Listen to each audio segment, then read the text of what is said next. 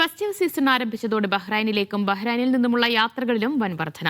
ഈ വർഷം നവംബറിൽ മാത്രം 8 ലക്ഷത്തിലധികം യാത്രക്കാരാണ് ബഹ്റൈൻ അന്താരാഷ്ട്ര വിമാനത്താവളം വഴി യാത്ര ചെയ്തത്.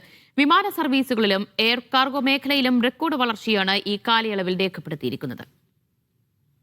ബഹ്റൈൻ അന്താരാഷ്ട്ര വിമാനത്താവളം വഴി യാത്ര ചെയ്തവരുടെ എണ്ണത്തിൽ വൻ വർധനവ്. ഈ വർഷം നവംബറിൽ മാത്രം ബഹ്റൈൻ വിമാനത്താവളം വഴി യാത്ര ചെയ്തത് 8,82,343 യാത്രക്കാരാണ്. ഇതിൽ 4,37,057 പേർ ബഹ്റൈനിൽ നിന്ന് യാത്ര പുറപ്പെട്ടവരും 4,42,717 പേർ ബഹ്റൈനിലേക്ക് എത്തിച്ചേർന്നവരുമാണ്. ഇതിൽ തന്നെ 2,569 പേർ കണക്ഷൻ ഫ്ലൈറ്റിലെത്തിയ ട്രാൻസിസ്റ്റ് യാത്രക്കാരാണ്.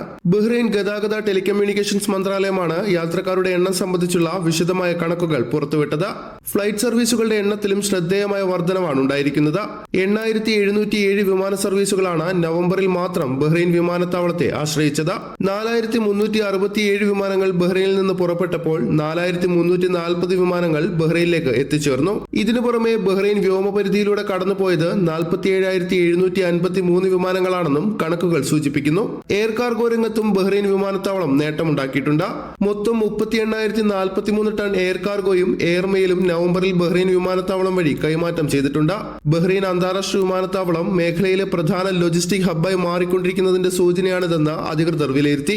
Media 1 Bahrain.